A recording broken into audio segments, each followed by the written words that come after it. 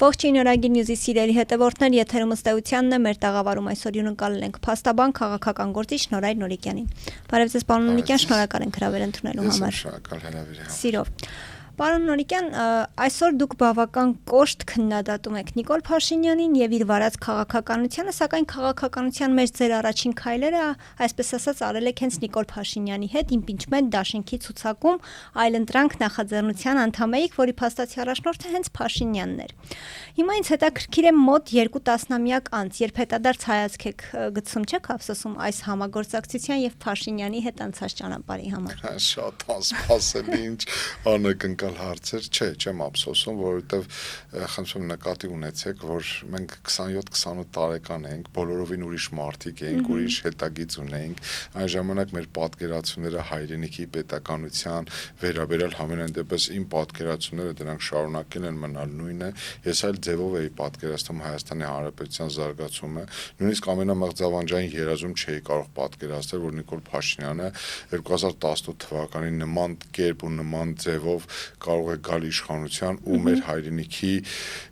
կենսագրությունը կարող է այսպիսի ողբերգական ընթացք ունենալ։ Այն ժամանակ մեր պատկերացումները, քաղաքական հավակնությունները այնքան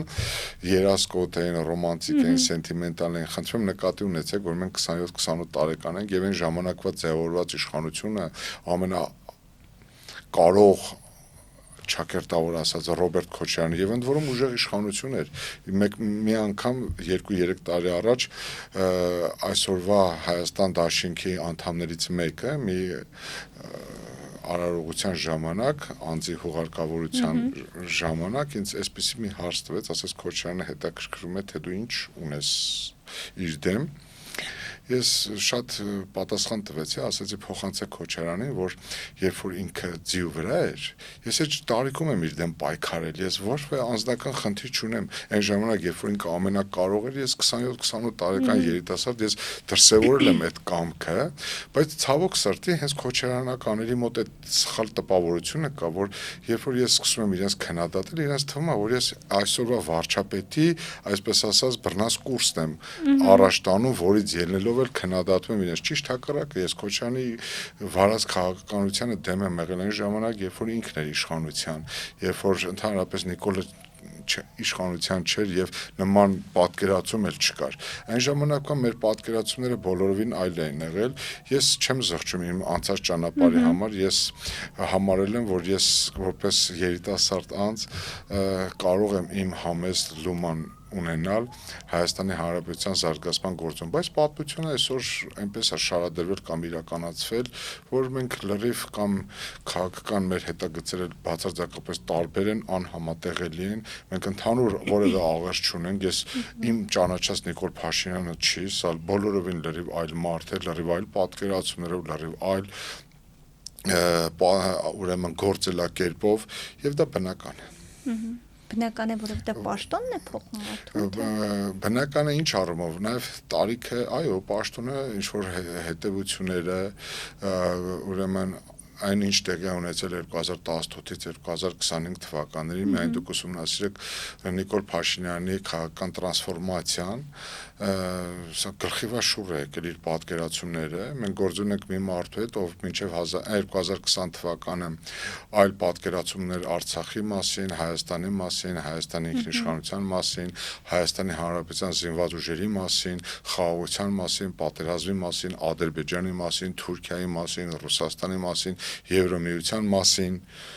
Ամերիկայի Միացյալ Նահանգների մասին 2020-ից 2023 թվականները մենք գործ ունենք լրիվ ուրիշ Նիկոլ Փաշինյանի հետ, ով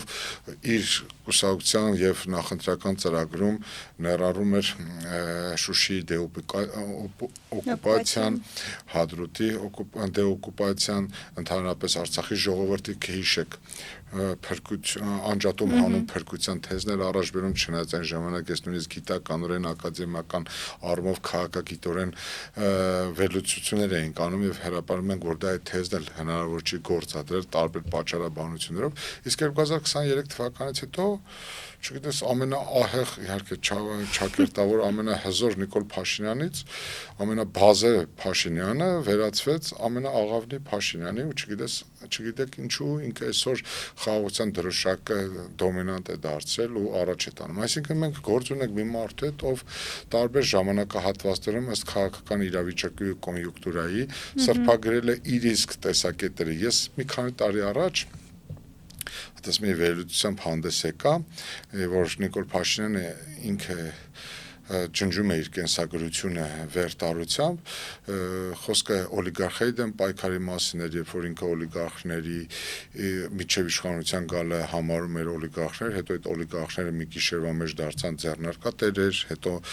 այն քաղաքական կոնյունկտուրայից ելնելով մի մասի հետ երբ պետք էր գործակցում էր, կոալիցիաներ էին կազմում, դաշնակցում էին, երբ պետք չէր դրանք դառնում էին ազգի ու պետության համար թշնամի։ Այսինքն ես հասկացա մի բան, որ քաղաքականության մեջ կոնյունկտուրան եւ սեփական շահի առաջմղումը դարձել է դոմինանտ մեր ժամանակներում։ Պարոն Նորիկյան, ձեր խոսքում արդեն նշեցիք, որ այն ժամանակ ձեզ համար անսպասելի էր, այսպես ասած, չէիք պատկերացնի, որ Նիկոլ Փաշինյանը 2018-ին վարչապետ կդառնա, բայց փաստացի դարձավ վարչապետ եւ իր կառավարման արդյունքում կորցրեցինք Արցախը։ Ձեր կարծիքով սա անխուսափելի էր, թե Փաշինյանի վարած սխալ քաղաքականության հետևանք։ Այստեղ բազմաշերտ է հարցը, որ Արցախի իրավիճակը կրիտիկական էր, դա որը մեկը չի հերքում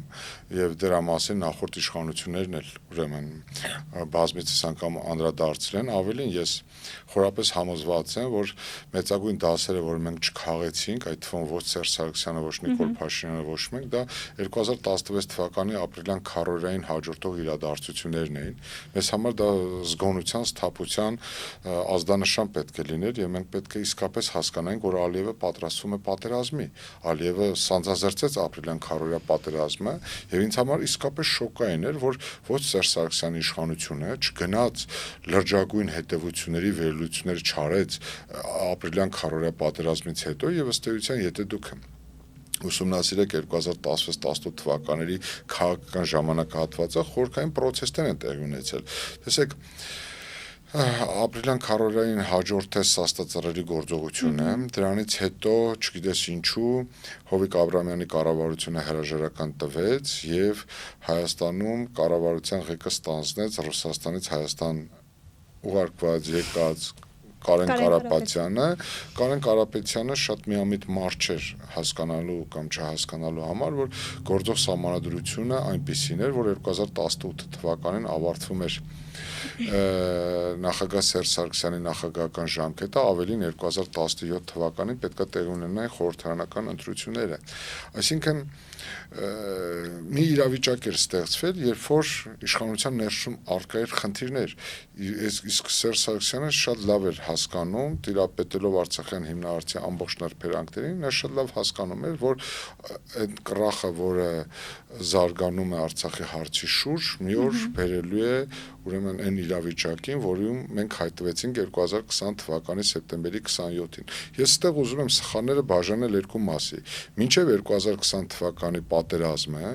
ես 44 հարց եմ հրապարակել մամուլով ուղղված Նիկոլ Փաշինյանին, թե 2018 թվականի մայիսի 8-ից մինչև 2020 թվականի սեպտեմբերի 27 ընկած ժամանակահատվածում ինքը ունեցել է Արցախի հակամարտության կարգավորման սեփական հայեցակարգը, թե ոչ։ Այդ հայեցակարգը հակոտններ նախորդ իշխանությունների պատկերացած Արցախյան հիմնահարցի լուծման հայեցակարգերին, թե ոչ։ Իր պատկերացած հայեցակարգը համահունչ էր ԵՀԿ Մինսկի խմբի համանախագահների պատկերացումներին, թե հակասում էր։ Եթե այո, ինքը քննարկել է ԵՀԿ Մինսկի խմբի համանախագահ որևէ երկրի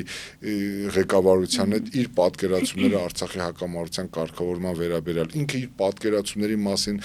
ծանոթացել է Ադրբեջանի նախագահ Իլհամ Ալիևին, ինքը խոսել է Արցախի ղեկավարության հետ իր լուծման պատկերացումների մասին, իր պատկերացումները համահունչ եղել են Հայաստանի Հանրապետության ներուժի, ռեսուրսի, մեր պաշտպանական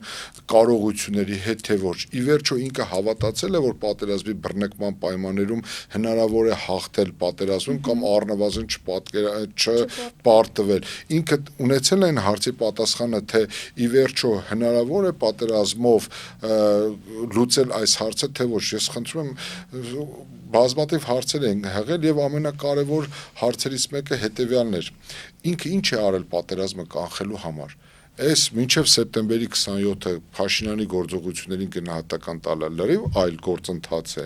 Իսկ պատերազմի բուն ընթացքում ղեկավարման, ուրեմն ոլորտում թույլ տված սխալները, ուրեմն զորքերի տեղաշարժը, զորքերի կառավարումը, միջազգային հանրության հետ ճիշտ խոսելը, համապատասխան սպառազինությամբ զորքերի մատակարարումը ապահովելը, զորահավաքի ճիշտ պլանավորումն ու կազմակերպումը, դրանք լրիվ ուրիշ խնդիր են։ Այսինքն ես տեսնում եմ հետեւյալը. Արցախի հարցի շուրջ ձևավորվել էր մի իրավիճակ, երբ որ պայթունը անխուսափելի էր, վաղ թե ուշ Սերժ Սարգսյանը կլիներ, թե Նիկոլ Փաշինյանը կամ Պողոս Պողոսյանը, հաշվի առնելով, որ 2003 թվականից հետո Ադրբեջանի նախագահ դարձած Իլհամ Ալիևը սկսեց ռևանշի քաղաքականությունը եւ 20 տարիների ընթացքում նա վերազինեց իր բանակը եւ միլիարդավոր դոլարների զենք ու զինամթերք գնեց տարբեր երկրներից, Ռուսաստանի Դաշնությունից, Իսրայելից, Թուրքիայից, իր ամբողջ բանակը համապատասխանեցնեց ՆԱՏՕ-ի չափանիշներին, որ ՆԱՏՕ-ի հրահանգիչները, որոնք Թուրքիայում էին աշխատում կամ թուրքական հրահանգիչների ուղղակի ներգործության միջոցով ինքը նախապատրաստեց ադրբեջանական բանակը, սա բերեց նրան, որ իրենք իսկապես պատրաստվում էին պատերազմի միջոցով լուծել հարցը։ Այստեղ նաև միջազգային կոնսենսուս կար Ադրբեջանի տարածքային ամբողջականությունը վերականգնելու առումով եւ կհիշեք պատերազմի օրերին մենք մնացել էինք ըստ էության շրջապատված օդափակ էր եւ Վրաստանի կողմից եւ Իրանի կողմից զենքի մատակարարման խնդիրներ կան եւ ամենակարևորը չկար հարցի լուծման քաղաքական ուրեմն պատուհանը։ Հետեւաբար Հայաստանը մեկուսացվել էր եւ կներեք արտահայտությանս համար կարծեք իմ մոտ տպավորություն էր ձևավորված, որ մնաց անտեր Հայաստանը բոլորի կողմից եւ Ռուսաստանի եւ ԵԱՀԿ Մինսկի խմբի համանախագահների, այսինքն կար կոնսենսուս միջազգային հանրության մոտ, որ Ադրբեջանի տարածքային ամբողջականությունը պետք է վերականգնի։ Բոլորի սխալները իհարկե ըստ թիվ 1 պատասխանատու Նիկոլ Փաշինյանն է եղել։ Ես 2021 թվականի փետրվարի 20-ին հենց այսօր մեր կուսակցության հիմնադրման 5-րդ տարին էր, դեռևս պատերազմից 2 ամիս էր անցել, հարգելի Արփի։ Ես հենց մեր կուսակցության հիմնադիր համագումարում իմ անդրանիկ ելույթում եմ ընդգծել, որ այո, թիվ 1 պատասխանատու Նիկոլ Փաշինյանն է եղել եւ ես տարածություն կարող եմ վերարտադրել իմ այդ միտքը, որ ես ասել եմ հետեւյալը, որ Նիկոլ, թող ամբողջ հայ ժողովուրդը քեզ դավաճան ասել, բայց մենք չհայտնվենք այս իրավիճակում, որովհետեւ Նիկոլ Փաշինյանն ինչ էր ասում, ասում էր եթե ես մինչև 2020 թվականի սեպտեմբերի 27-ը գնայի կարգավորման այնպիսի տարբերակի, որը կբերեր սիչումների տարածքային առումով, ինձ իմ ժողովուրդը չէր հասկանա, կասեն դու դավաճան ես, կասեն այդպես էլ եկել ես, որ հողերը տաս, ընդ որում այդ հողեր տալու այդ քարոզությունը իրականացվում էր 2018 թվականից հետո Դավիթ Շանազարյանի գլխավորությամբ, նաև այլ հայտնի քաղաքական գործիչներ կային, ովքեր հստակ արձանագրում են, որ Նիկոլը եկել է հողերը տալու։ Սա ուներ մի վտանգավոր բան, որ կարծրացեց Նիկոլ Փաշինյանի դիրքորոշումը Ղարաբաղյան հակամարտության գործընթացում, այսինքն ինքը փողզիջումային տարբերակից վերածվեց Տիգրան Մեծի եւ ոչ մի թիզականի ճակերտավոր, էլի, եւ արդյունքում հող տալու փոխարեն մի ամբողջ հայրենիք տվեց։ Սա լրջագույն ողբերգություն էր եւ մենք հիմա երբ որ խոսում ենք խաղաղության մասին, պետք է ուղղակի դրա կողքը դնել այն գինը, որը հատուցել է մեր ժողովուրդը այդ խաղաղության համար, դեռևս թվացել խաղաղություն է, որովհետև գիտեք ինչ, ես ինձ չեմ համարում մեծ փիլիսոփա, բայց մեծ փիլիսոփաների ուսմունքները կամ գրածները ժամանակ առ ժամանակ կարդում եմ, ժողովրդերի պատմությունը դա պատերազմների պատմություն է, երբ որ խոսում ենք խաղաղության մասին, մենք պետք է հասկանանք, որ այդ խաղաղությունը մենակ մեզանից չի կախված ու շատ դեպքերում մեր հնարավորությունները այնքան սուղ են, որ մենք միայնակ իզորու չենք ապահովել ռեգիոնում տարածաշրջանում խաղաղություն։ Ուստի միայն Նիկոլ Փաշինյանի կամքը, ցանկությունը կամ փոփոխված պատկերացումները բավարար չեն, որպեսզի հանգենք հետևության, որ մենք ապրելու ենք խաղաղ։ Իհարկե, միայն մոլագարը չի ցանկանա խաղաղություն, բայց խաղաղության համար պետք է մշտապես պատրաստ լինել ցանկացած դիմակայության։ Դուք միաժամանակ փաստաբան եք եւ քաղաքական գործիչ եք։ Ինչպես եք համատեղում այս երկու դերերը, հատկապես այնպիսի իրավիճակներում, երբ քաղաքական շահը կարող է հակասել իրավական գնահատականներին։ Ես չգիտեմ դուք ինչ նկատի ունեք, ես զբաղվում եմ 2012 թվականից թե 11 թվականից պրոֆեսիոնալ փաստաբանական գործունեությամբ, սա իմ մասնագիտությունն է եւ ես բազմաթիվ առումներով փորձել եմ բացառապես իմ մասնագիտական կարողությունների շրջանակներում իմ օգնությունը, աջակցությունը, խորհրդատվությունը ցուցաբերել հարյուրավոր, հազարավոր քաղաքացիների, նաև այդ թվում շատ դեպքերում անվճար, բայց քաղաքական գործունեությունը ես դիտարկում եմ հնարավորություն միջոց պետությանը, իմ հայրենիքին, իմ ժողովրդին առավել լայն ասպեկտով ծառայելու, որովհետև քաղաքական գործունեությունը, եթե անձը, ես այսպես եմ պատկերացնում, եթե անձը ակտիվ քաղաքականությամբ չի զբաղվում կամ ուշադրության կենտրոնում չի պահում երկրի զարգացման ուրեմն հարցերը, կարծեք թե իրեն չի հետաքրքրում երկրի ճակատագիրը, ժողովրդի ճակատագիրը, այդպիսի մարդիկ էլ կան, ես բնավ չեմ ուզում իրենց մեղադրել, բայց ամեն դեպքում ես իսկապես ինձ համարում եմ մտահոգ քաղաքացի եւ տեսնում եմ, որ քաղաքականությունը միջոց է, հնարավորություն է, քաղաքականությունը քո ազգի, քո պետության, քո հայրենիքի, քո հասարակության կյանքը ավելի լավ դարձնելուն, ավելի լավ որակի պետություն դարձնելուն միտված հնարավորություն է եւ ես այդպես եմ պատկերացնում, մտածում եմ, որ կարող եմ առավել շատ ներդրում ու ներուժ դրսևորել մեր պետության զարգացման գործընթացում։ Չեն հակասում միմյանց, հավատացնում եմ, ուղղակի մի քիչ ծանրաբեռնված են։ Պարոն Նորիկյան, անդրադառնանք նաև Ազատի զորամասում տեղի ունեցած ողբերգական այդ հրդեհին, որի վերաբերյալ տարբեր վարկածներ են շրջանառվում եւ հիմա որ երբ դեպքից անցել է արդեն ավելի քան 3 տարի, դատավարությունը շարունակվում է ի վերջո, ինչ է տեղի ունեցել, հնարավոր է օրինակ ադրբեջանական դիվերսիայի հետևանքել, որովհետեւ այս վարկածը կարծես թե ամենից շատն է շրջանառվում։ Գիտեք, քրեագիտության մեջ կամ քրեական արդարադատության ոլորտում այսպիսի տեսություն կա կամ ձևավորված կարծիք կա, որ քանի դեռ այլ ապացույցներով կամ այլ գործունեությամբ չի հերկվել անհերքելիորեն որևէ վարկած, ցանկացած վարկած իրավունք ունի շրջանառության մեջ մնալ, բայց վարկածի մակարդակով։ Իհարկե ես ծանոթ եմ այդ վարկածին, իհարկե մեր նաև պետք է անկեղծ ասեմ, որ մեր ծնողների մեջ կան մարդիկ, որոնք այդ տեսակետն են կրում, ես հարգում եմ բոլորի տեսակետները, բայց մենք գործ ունենք կոնկրետ վարկածի հետ, որը քրեական հետապնդման հիմքում է դրված։ Իհարկե մենք այդ վարկածի վերաբերյալ ունենք լուրջ վերապահումներ, ավելին մենք չենք հավատում այդ վարկածին, գտնում ենք, որ իշխանությունը ծածկադմփոց է արել եւ իրավապահ մարմիններն էլ չեն իրականացրել ոչ պատշաճ քննություն, որի արդյունքում այս հանցագործությունը չի բացահայտվել կամ առնվազն սխալ ուղղությամբ է տեղի ունենում։ Դա դեռ չի նշանակում, որ առաջադրված մեղադրանքները իրենց յուրաքանչյուրի մասով հիմնավորված չեն, կտեսնենք, թե վերջնական արդյունքում դատարանը ինչպիսի հետևությունների կհանգի, բայց հիմա մենք անցնում ենք այս գործով կարևոր փուլի, մեղադրյալների հարցաքննության փուլն է, եւ ես արդեն այս տարվա հունվար ամսին հրավիրված մամուլի ասուլիսում ընդգծել եմ, որ մենք մի քանի կարևոր միշտորություններով ենք հանդես գալու, ասարապես փորձելու ենք դատարանին ներկայացնել հիմնավոր միշտորություն վարչապետ Փաշինյանին եւ պաշտպանության նախարարին դատակոչելու եւ որպես վկա հարցաքննելու, որից հետո կան մի քանի եւս կարևոր միշտորություններ դատաբժիշկներին դատարան հրավիրելու, կրկնակի քննչական փորձարարություն իրականացնելու մասով եւ վերջնական արդյունքով, երբ որ մենք կհամադրենք եւ կվերլուծենք բոլոր ապացույցները, դրանից հետո բնականաբար եզրափակիչ ճառեր են լինելու։ Ես շատ ցավալուն եզրափակիչ ճառով հանդես գամ դատարանում եւ այս գործի վերաբերյալ մեր ընդհանրական տեսակետը կարտահայտենք, կարծում եմ դրա հնարավորությունը դուք ունենաք ծանոթանալ։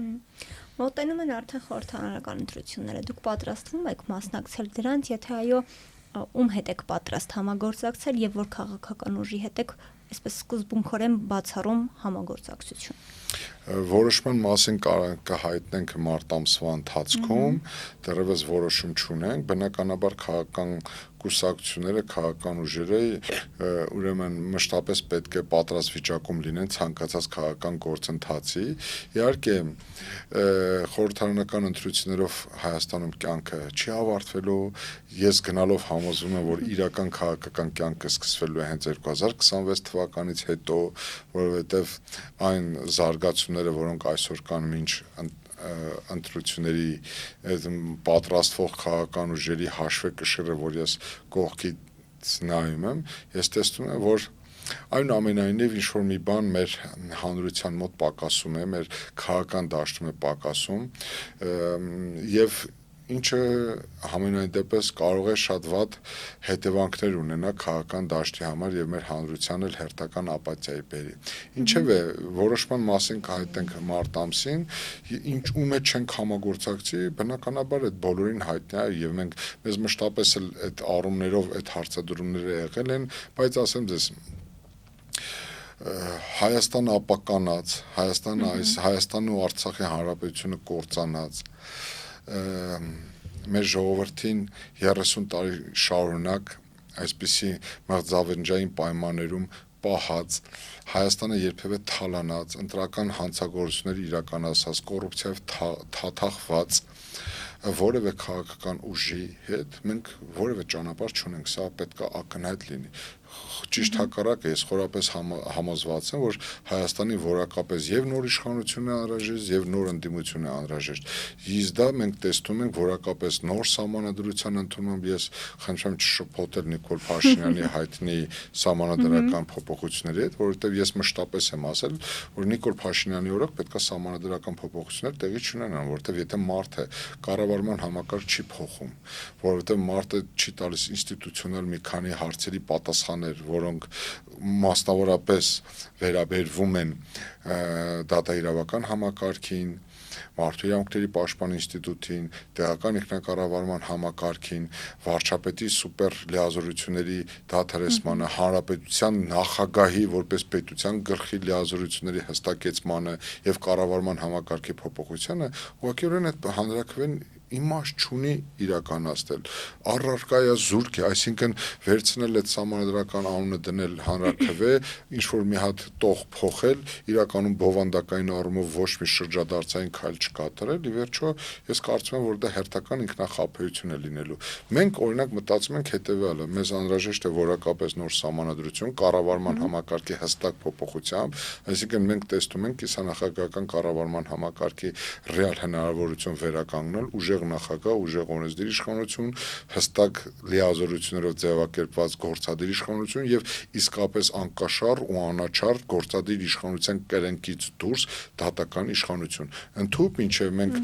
քննարկում ենք դատախազական համակարգի որպես սահմանադրական մարմնի ամբողջական դուրս հանումը գործադիր իշխանության ուրեմն կրենքի տակից։ Միայն այդ պայմաններում մենք տեսնում իրապես որակապես նոր պետաիրավական կառուցակարգի ձևավորումը։ Իսկ գործող քաղաքական վերնախավը establishment-ը եւ մարդկային առումով եւ մասնագիտական առումով եւ իրենց անցած քաղաքական հետագծով պատրաստ չեն այսպիսի փոփոխությունների։ Մի հատ տեսեք, թե Նիկոլ Փաշինյանի այս գործող ընտրական կամպանիայում որոնք են այն ուժերը, որոնք ունեն որոշակի ներուժ, կարողություններ եւ որոնք են հավակնում վերադառնալ իշխանության կամ որոնք են որ քաղաքական ուժերն են հավակնում իշխանության գալու։ Եվ դուք կտեսնեք իշխանություն ու ամբողջ այդ մնացած հավակնող քաղաքական ուժերի արսենալում դրված է միայն ու միայն փողը։ Ուրիշ ոչ մի գաղափար դուք չեք տեսնի։ Դուք չեք տեսնի։ Իսկ հետևությունները թող անեն մեր ժողովուրդը։ Բոլոր կրկնում եմ, բոլոր քաղաքական ուժերը, որոնք քիչ թե շատ հավակնություն ունեն կամ կարողություններ ունեն, այդ մարդկանց արսենալում միայն փողն է։ Ոչ մի արժեքաբանական փոփոխություն, ոչ մի հայեցակարգային առաջարկ Հայաստանի վերափոխման համար, ոչ մի ֆունդամենտալ առաջարկ կամ լուծում Հայաստան-Ադրբեջան հարաբերությունների կարգավորման գործընթացում, Հայաստան-Թուրքիա հարաբերությունների գործընթացում։ Ի վերջո, սիրելի բարեկամներ, հայ ժողովրդի թիվ 1 խնդիրը Ռուսաստանը չէ, Արևմուտքը չէ, հայ ժողովուրդը պատրաստ է իր ներաշխարհով, իր ընկալումներով, իր պատկերացումներով, իր խղճին եւ իր պատմության հետ ուրեմն համերաշխ լինելու գնով հաշտվել թուրքերի հետ, թե ոչ։ Մենք պատրաստ ենք ապրել հաշտ ու խաղաղ Թուրքիայի Հանրապետության հետ եւ Ադրբեջանի Հանրապետության հետ, թե ոչ։ Եթե մենք այս հարցերի պատասխանները չենք տալիս, մենք լուրջ ուրեմն մոլորության մեջ ենք եւ շարունակելու ենք այս ինքնախապեյության ցիկլը։ Մնացած գիտեք ինչ կա, մենք գանք 5 հատ գործարան կկառուցենք, 4 հատ սառնարան կկառուցենք, այս կառուցեք եղբայր 30 տարի դուք եք, ոչ մեկի դեմքը չի փոխվում, դուք եք, մենակ դուք եք, տարբեր 5 տարին մեկ տարբեր անվանումներով, տարբեր լոզունգներով, տարբեր չգիտեմ ինչ ծրագրերով առաջ գալով, էությունը չի փոխվում, դուք չեք փոխվում, դուք չեք, ձեզնից որևէ մեկը չի փոխվել։ Հիմա եկել եք ասում եկեք փրկենք Հայաստանը, եկեք սա անենք, անեք, ով էր ձեր ձեռը բռնել, ձեր ցավը տանեմ, ինչպես կասեր դասականը։ Վերջերս հայտնի դարձավ, որ ուժեղ Հայաստան կուսակցության վարչապետի թեկնածուն Սամվել Կարապետյանն է եւ վարչապետի պաշտոնը զբաղեցնելու արգելքը քաղաքական ուժի ներկայացուցիչները մտադիր են սահմանադրության համապատասխան այսպես հոդվածը փոխելու ճանապարհով իրականացնել։ Որքանով եք իրատեսական համարում, որ այս քաղաքական ուժը բավարար ձայներ կստանա սա այսօրակարգ կյանքի կոչելու համար, որտեվ մանդատների 2/3-ը պետք է ստանա, որպեսզի կարողանա եւ որպես իրավաբան ինչպես եք վերաբերում սահմանադրության այդ հոդվածը փոխելու օրակարգին, որտեվ ԿՊԱ-ականներն օրինակ ասում են, որ դա հակասահմանադրական է։ Տեսեք, ես հենց իրենց կողմից հրապարակված այդ առաջարկի կամ գաղափարի հենց նույն օրը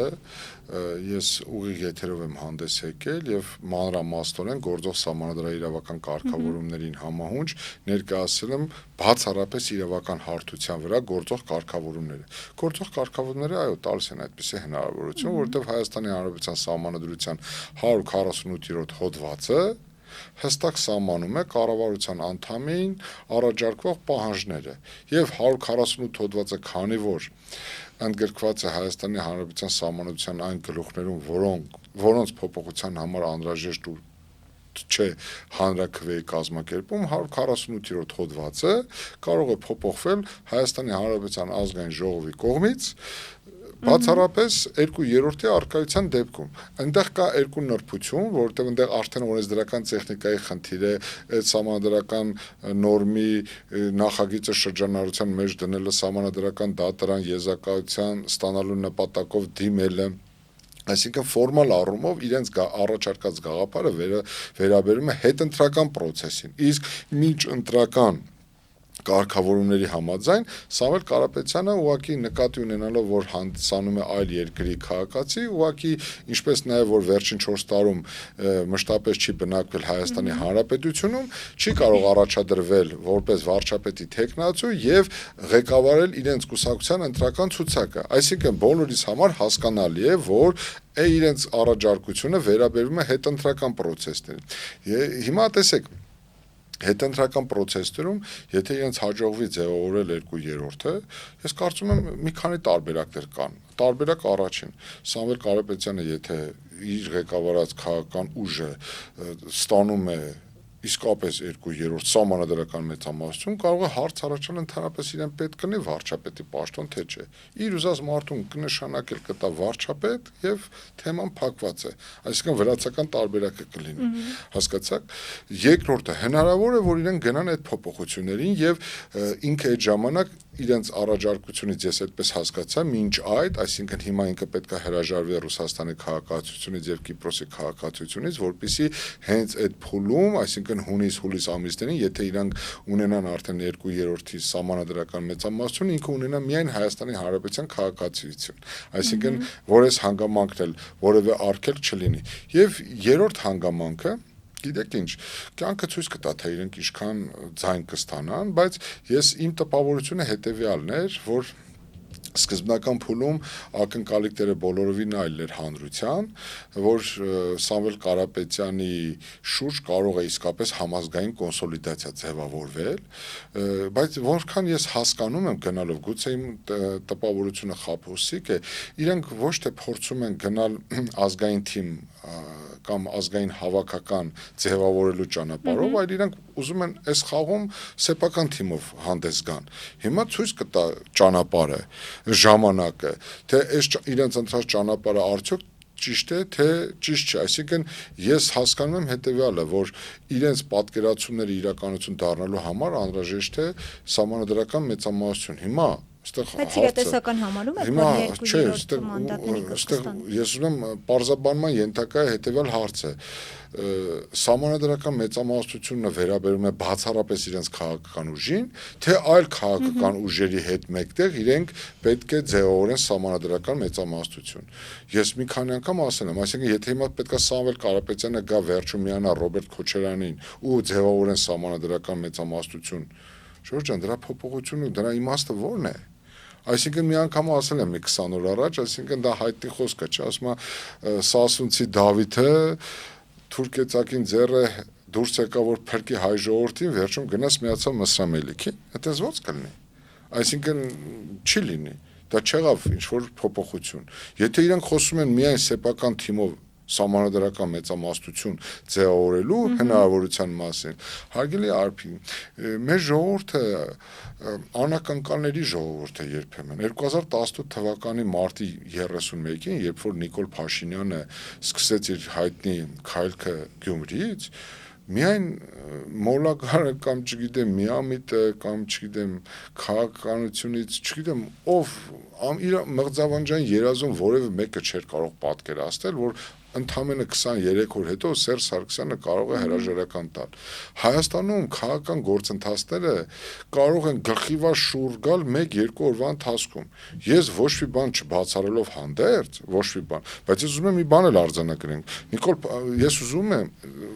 քանի որ բավականին հետաքրքիր քննարկում եք գնում, եկեք մի երկու հարցի պատասխանենք ռետորիկական, նոր անցնենք ձեր հարցի պատասխանում։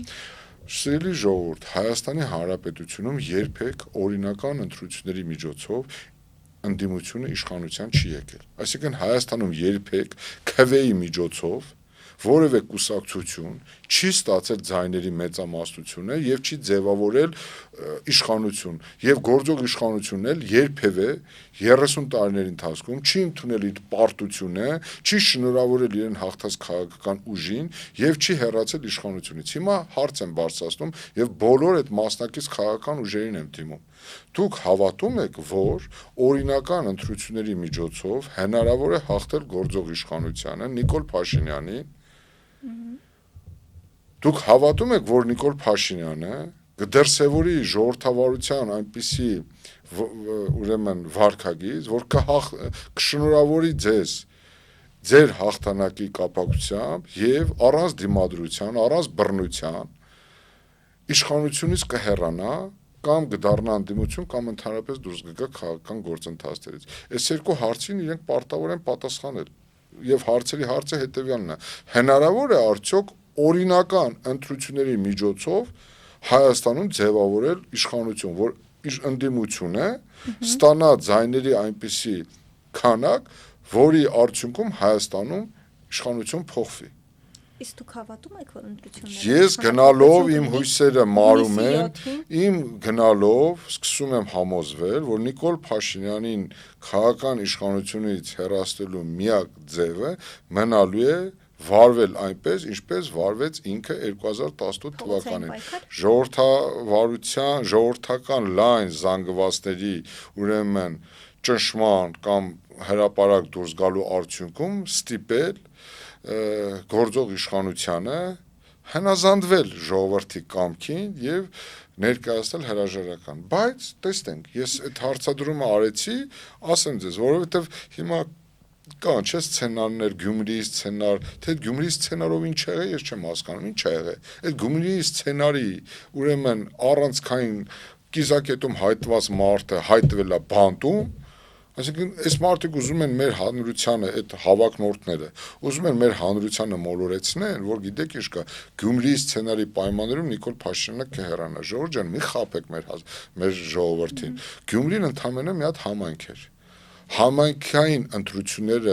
շփոթել համապետական ընտրությունների հետ, դա առնվազն ազնիվ չի մեր ժողովրդի հետ, որտեղ համայնքային ընտրություններում երբեմն գործում են ազգակցական, խնամիական, բարեկամական, զուտ կենցաղային շահն է գերակայում համայնքային ընտրությունների ժամանակ։ Մարդը ասում է լավ սրան ընտրեմ, այս մարդուն ընտրեմ, իմ ասֆալտը կփռի կամ իմ ինքնական կառույցը կօրինականացնի։ Համապետական ընտրությունները բոլորովին այլ են, առավել եւս 2026 թվականի ընտրությունները։ Ես կրկնում եմ, գնալով համոզվում եմ, որ Հայաստանի Հանրապետությունում այն էլ Նիկոլ Փաշինյանի օրոք հնարավոր չի օրինական ընտրությունների միջոցով, քվեի միջոցով իշխանություն փոխել։ Այսինքն իշխանության գալու միակ տարբերակը մնում է Նիկոլի սկզբունքը։ Իսկ եթե օրինակ հաշվի առնենք, որ արտաքին աջակցություն ունի այս իշխանությունը, նույն ԱՄՆ փոխնախագահ Վենսը ուղղակի չէ, բայց ասաց, որ աջակցում են ընտրություններում Փաշինյանին, Թուրքիայի արտգործնախարարը աջակցում, Ռուսաստանն էլ այսպես ասած չեզոքություն է։ Այս պարագայում այդ փողոցային պայքարը այսպես ասած իր արդյունքը կտա։ Ես չեմ ասում խոսքը հունիսի ընտրությունների մասին է։ Ես ասում եմ երբևէ մեկ, իսկ աջակցության մասին հաստատում եմ, այո, Ռուսաստանն էլ է աջակցում։ Այսինքն Նիկոլ Փաշինյանին աջակցության առումով Նիկոլ Փաշինյանը ունի միջազգային կոնսենսուս։ Այսինքն բոլորը այդ առումով համակարծիք են այդ առումով։ Բայց կրկնում եմ, Հայաստանում քաղաքական իրադարձությունները կամ քաղաքական պայքարի տրամաբանությունը այնպիսին է, որ շատ կարճ ժամանակահատվածում կարող է գլխի վայր ամեն ինչ շուռ գալ։ Եթե ընտրություններում այնպիսի ելք լինի, որ այսպես ասած ելքը կախված լինի ձեր դիրքորոշումից, ում կաջակցեք դուք։ Գործող վարչապետ Նիկոլ Փաշինյանին, թե օրինակ Սամվել Կարապետյանին։ Ես չեմ կարծում, որ այդպիսի ընտրության առաջ կկանգնենք, մեկ, երկրորդը Նիկոլ Փաշինյանին հաստատ չեմ աջակցելու, սա ակնհայտ է, որովհետև ինձ համար ակնհայտ է, ես այն ինչ տեսնում եմ, ինչ իմ աչքով եմ տեսել վերջի մի քանի տարիներին, եւ չտա Աստված, որ ես այդպիսի ընտրության առաջ կանգնեմ։ Ես կուզենամ, որ մեր ժողովուրդը իսկապես ճիշտ որոշումներ կայացնի եւ նոր իշխանություն ձևավորի եւ նոր ընդդիմություն ձևավորի։ Եվ պարոն Նորիկյան, ամփոփելով զրույցը, Հանրապետություն կուսակցության նախագահ Արամ Սարգսյանը հայտարարել է, որ Ռուսաստանը սկսել է Հայաստանի հետ շփվել հավասարը հավասարի պես։ Կիսում եք այս տեսակետը եւ ինչպիսին է գնահատում ներկայիս հայ-ռուսական հարաբերությունները։ Հայ-ռուսական հարաբերությունները տնտեսական առումով եթե դուք ուշադրություն դարձեք այն ցուցանիշներին եւ այն արդյունքներին, որոնք առկա են, նույնիսկ Քոչարյան Ռոբերտի ժամանակ այսպիսի տնտեսական ակտիվություն չի եղել, եւ դա մեծագույն միֆ է, որ Նիկոլ Փաշինյանի իշխանությունը վարում է այնպիսի քաղաքականություն, որպեսզի հավասարակշռի եւ Հայաստանի կախվածությունը Ռուսաստանից փոքրացնի, ճիշտ հակառակը, Նիկոլ Փաշինյանը մի քանի անգամ մեծացրել է Հայաստանի կախվածությունը Ռուսաստանից եւ այդ առումով ուղղակիորեն ծիծաղել են բոլոր պնդումները, որ Նիկոլ Փաշինյանը վարում է Հայաստանը Ռուսաստանից անջատելու կամ պորտալարը կտրելու քաղաքականություն, դա մեծագույն ինքնախաբեություն է, իսկ քաշային ուրեմն կատեգորիայի առումով հավասարի, գիտեք ինչ, Վիկ Դարչինյանն էլ է հայտնի բռնցքամարտիկ, Արթուր Աբրահամյանն էլ է հայտնի բռնցքամարտիկ, բայց նրանց քաշային կատեգորիաները տարբեր են եւ նրանք նույն ռնգում կարող են լրիվ այլ արդյունքներ արձանագրել։ Հետեւաբար Հայաստանին ես էլ կուզենայի, որ Հայաստանը Ռուսաստանի հետ հավասար երկիր լիներ, ընդհանրապես ունենար Ամերիկայի բյուջեն, Չինաստանի բանակը, չգիտեմ, Հնդկաստանի չափ ժողովուրդ ունենանք, բայց չի կարելի, ասենք, նման ծիծաղելի ուրեմն արգումենտներ բերել, առավել եւս Արամ Սարգսյանի կողմից, երբ որ ուղղակի մեղմ ասած ծիծաղ է առաջացնում։ Ես վերադառնալով ձեր հարցին Նիկոլ Փաշինյան թե Սամվել Կարապետյան, ես կուզենայի ընդհանրապես արձանագրել հետեւյալը. մեր ժողովուրդը պետքա որոշի, թե ով պետքա լինի Հայաստանում իշխանություն։ Եվ հույս ունեմ մի օր մեր ժողովուրդը որոշելու է, թե ով է լինելու իրեն արժանի իշխանությունը։ Շնորհակալ եմ, պարոն Նորիկյան։ Ես եմ շնորհակալ։ Իմ հյուրն էր փաստաբան քաղաքական գործիչ Նորայր Նորիկյանը։ Կհանդիպենք։